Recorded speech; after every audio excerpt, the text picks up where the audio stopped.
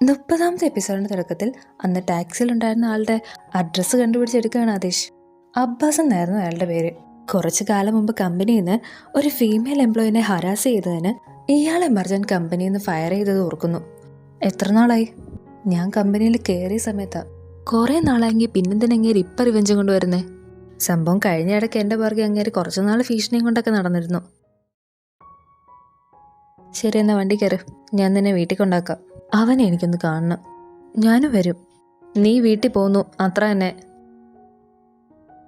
ഒന്ന് സമാധാനായിരുന്നു കാപ്പി കുടിക്കാനിരിക്കുമ്പോഴാണ് ഹൈദറിന് ഒരു പുള്ളിയുടെ കോള് വരുന്നത്. ആ, ഇതാണ് റിസ, ഹൈദറിന്റെ ഒരേ ഒരു സഹോദരനാണ്. ഇടയ്ക്കിടയ്ക്ക് ഇങ്ങനെ സ്നേഹം കൂടുമ്പോൾ കുറച്ച് വള്ളിയും പിടിച്ചുകൊണ്ട് ഹൈദറിന്റെ അടുത്തേക്ക് വന്ന് പുള്ളിയുടെ കയ്യിൽ നിന്ന് കുറച്ച് പൈസ അടിച്ചുകൊണ്ട് പോകുന്നതാണ് ഇവന്റെ പരിപാടി. പക്ഷെ ഇപ്രാവശ്യം കെട്ടിയെടുത്തിരിക്കുന്നത് മർജാന്റെ പേര് പറഞ്ഞാണ്. മുറാത്തിന്റെ അടക്കിന് പോലും വരാതെ ഇപ്പൊ ഈ വരുന്നതിൽ എന്തോ ഒരു സ്പെല്ലിംഗ് മിസ്റ്റേക്ക് ഉണ്ടെന്ന് നെർമിൻ കണ്ടുപിടിച്ചു. ഇറങ്ങിക്കേ, ഞാൻ നിന്റെ കൂടെ വരാന്ന് പറഞ്ഞില്ലേ? പറഞ്ഞിട്ട് കേൾക്കാതെ വന്നപ്പോ ആദിഷ് അവളെ അവിടുന്ന് വലിച്ചിറക്കി വിട്ടു.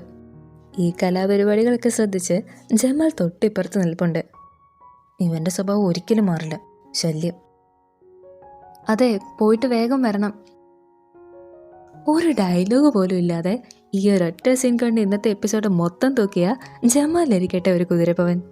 അടുത്ത സീനിൽ മുസൈനം കാണാതായ ബുള്ളറ്റിനെ പറ്റി അസ്ലിയോട് ചോദിക്കുമ്പോൾ അവൾ അത് കൂടുതൽ മറച്ചു വെക്കാതെ അവരോട് തുറന്നു പറയുന്നു.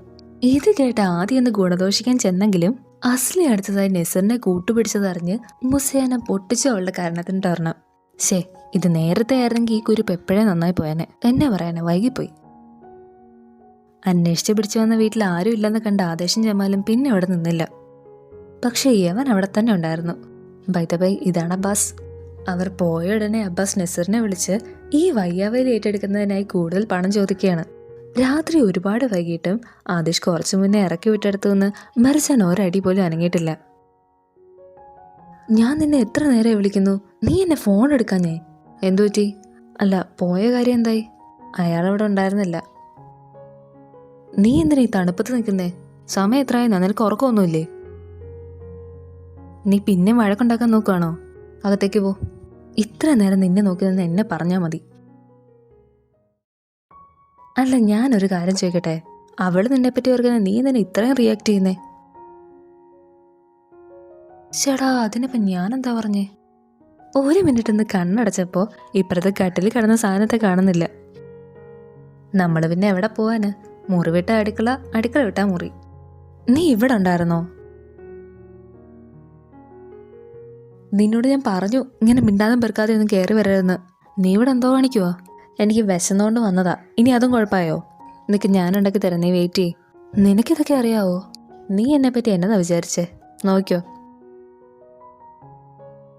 പിന്നെ ഈ ആരോടും പറയാതെയുള്ള റൂമിൽ നിന്ന് ഇറങ്ങിപ്പോക്കണ്ടല്ലോ, അത് ഇന്നത്തോടെ നിർത്തിക്കോണം. എനിക്കറിയാം നിനക്ക് പറഞ്ഞനുസരിക്കാൻ കുറച്ച് ബുദ്ധിമുട്ടാണെന്ന്. ഇവൻ എപ്പോഴും ഇങ്ങനെ വഴക്കിടാൻ നേരമുള്ളോ? ആദേശിന്റെ ഈ മാറ്റം കണ്ട് കിളി പോയി മുസൈൻ അവരെ തൊട്ട് പുറകിലുണ്ട് കേട്ടോ. ഞാൻ ഇതിനു മുന്നേ നിന്നോട് ജാമും ചീസും എനിക്ക് ഇങ്ങനെ കഴിക്കുന്ന ഇഷ്ടമാണെന്ന് പറഞ്ഞിട്ടില്ലല്ലോ. അതെനിക്കും ഇങ്ങനെ കഴിക്കുന്ന ഇഷ്ടം, അതുകൊണ്ട് ഞാൻ വെറുതെ എടുത്തുന്നേ ഉള്ളൂ.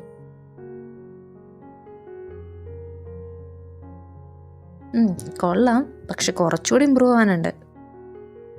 ഒരെണ്ണം കൂടെ ഉണ്ടാക്കിയാലോ? ഇഷ്ടമായില്ലെന്ന് പറഞ്ഞിട്ട് അതിന് ഇമ്പ്രൂവ് ആവാനുണ്ടെന്നല്ല ഞാൻ പറഞ്ഞേ, ഇഷ്ടപ്പെട്ടില്ലെന്നല്ലോ.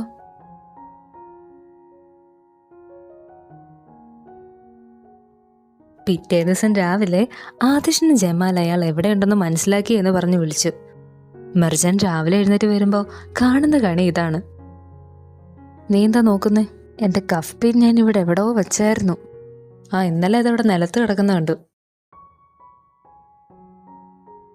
നെസറിന്റെ കൂടെയുള്ള കൂട്ടി ഇതോടെ നിർത്തിക്കോണമെന്ന് പറഞ്ഞ് മുസൈനും അസ്ലിയെ ഇരുത്തി ഉപദേശിക്കുകയാണ്. അടുത്ത സീനിൽ ആദേശും ജമാലും കിട്ടിയ ഇൻഫർമേഷൻ അനുസരിച്ച് അബ്ബാസിനെ അന്വേഷിച്ച് അവന്റെ സിസ്റ്ററുടെ വീട്ടിൽ ചെന്നു. അവിടെ ചെന്നപ്പോ അവരാണെ മരിച്ചഭിനയിക്കുകയാണ്. പക്ഷെ ആ പെണ്ണുമ്പിള്ള പറഞ്ഞതെല്ലാം കല്ല് വെച്ച് നുണയാണെന്ന് അവിടെ തൂക്കിയിട്ട കോട്ടും ഷൂസും കണ്ടപ്പോൾ തന്നെ ആദേശിന് മനസ്സിലായി. ഇവർ പോയെന്നോർത്ത് തന്റെ ഒളിത്താവളത്തിൽ നിന്നിറങ്ങിയ അബ്ബാസിന്റെ പിറകെ ആദേശും ജമാലും വെച്ചു പിടിച്ചു. അങ്ങനെ അവരുടെ ഓടിപ്പെടുത്തതിനിടയിൽ ഓർക്കാപ്പുറത്ത് അബ്ബാസിനെ വണ്ടി തട്ടി അയാൾ മരിക്കുകയാണ്. എന്തുപറ്റി? ഇതെന്താ ചോരയോ? നീ എന്താ ഇവിടെ? ഇതെന്താ ചോരയോ? കുഴപ്പമൊന്നുമില്ലമ്മേ, ഇതൊരു ചെറിയ സ്ക്രാച്ച്, അത്രേ ഉള്ളൂ. അവനെ കിട്ടിയില്ല. കുറച്ചു മുന്നേ ഒരു വണ്ടി തട്ടി അയാൾ മരിച്ചു. അപ്പൊ ഇനി സംശയം വേണ്ട, ഇത് ചെയ്തത് അയാൾ തന്നെയായിരുന്നു. മെർജാൻ ഒരു നിമിഷം ഒറ്റയ്ക്കായപ്പോൾ ആദർശിന്റെ ഈ സ്ഥിതിക്ക് കാരണം മെർജാനാണെന്ന് പറഞ്ഞ് മുസയാനെ അവളെ ഉപദ്രവിക്കുകയാണ്. അടുത്ത സീൻ നേരത്തെ പറഞ്ഞുറപ്പിച്ച പോലെ മാലിക്കിന്റെ സർപ്രൈസ് പ്രതീക്ഷിച്ച് ചീച്ചക്ക് അങ്ങോട്ടേക്ക് വന്നു. സെഹറയുടെ ഭീഷണി കാരണം ചീച്ചക്കിന്റെ മുഖത്ത് അത്ര തെളിച്ചൊന്നുമില്ല. ഈ സമയം ബരാത്തിന്റെ ഫോണിൽ നിന്ന് ലോൺ ഷാർക്കിന്റെ ഒരു ഭീഷണി മെസ്സേജ് ബിന്നാസിന് കിട്ടി. ആദർശ് ഇപ്പൊ തന്റെ റിവഞ്ച് ഒക്കെ മറന്ന് ആവശ്യമില്ലാത്ത കാര്യത്തിലാണ് ഇൻട്രസ്റ്റ് കാണിക്കുന്നതെന്ന് പറഞ്ഞ് മുസയാനെ ആദർശിന്റെ പഴയ ഡ്രസ്സൊക്കെ പൊക്കിക്കൊണ്ട് വന്നു. എന്നിട്ട് ഇതും പറഞ്ഞ് അവനെ പിരികേറ്റുകയാണ്.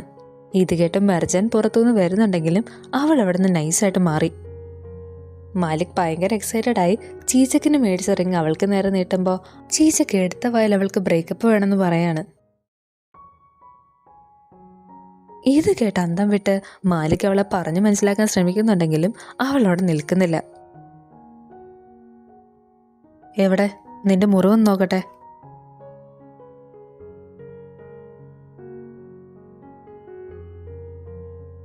നിന്റെ ചെറുപ്പത്തിലുള്ള ഡ്രസ്സാണല്ലോ ഇത്. നീ നിന്റെ കാര്യം നോക്ക്, ഞാൻ ചോദിച്ചോന്നേ ഉള്ളൂ. എന്തിനെ പറ്റി നിനക്കറിയണ്ടേ? അച്ഛനും അമ്മയും ഒന്നും ഇല്ലാതിരുന്ന എൻ്റെ ചെറുപ്പകാലത്തെ പറ്റിയോ, അതോ കുറച്ചു കാലത്തിന് ശേഷം ഞാൻ ഇവിടം വരെ എത്തിയതിനെ പറ്റിയോ? നീ എനിക്ക് വേണ്ടി ഇന്ന് ഇത്രയും വലിയ റിസ്ക് എടുത്തു, ഇനി അങ്ങനെ ചെയ്യരുത്.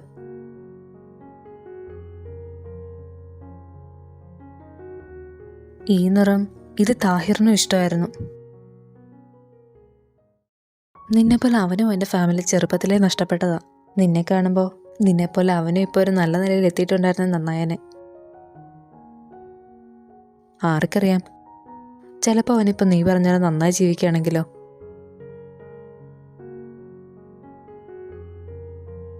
അബ്ബാസിന്റെ വായിന്ന് അറിയാതെ പോലും ഒന്നും ചാടാതിരിക്കാൻ നസർ തന്നെയാണ് പ്ലാൻ ചെയ്ത് അവനെ കൊന്നത്. ഇതാകുമ്പോൾ സേഫായിട്ട് പണി തീർന്നു, കാശും ലാഭം. ഈ സമയമാണ് മാൻഷനിലേക്ക് ഇടിച്ചു കയറിയുള്ള റിസൈഡ് എൻട്രി. അയാളെ കണ്ട് മെർജാൻ ഒഴികെ ബാക്കി എല്ലാവരും അന്തം വിട്ട് കുന്തം വിഴുങ്ങിയ പോലെ നിൽക്കുകയാണ്. ആദേശിന് ഹൈദറിനെ ചുറ്റിപ്പറ്റി മാത്രമല്ല റിസയെ കൊണ്ട് ഒരുപാട് പ്രശ്നങ്ങൾ അനുഭവിക്കേണ്ടി വന്നിട്ടുണ്ട്. ഏട്ടനും അനിയനും ഇക്കാര്യത്തിൽ ഒന്നിനൊന്നും മെച്ചം.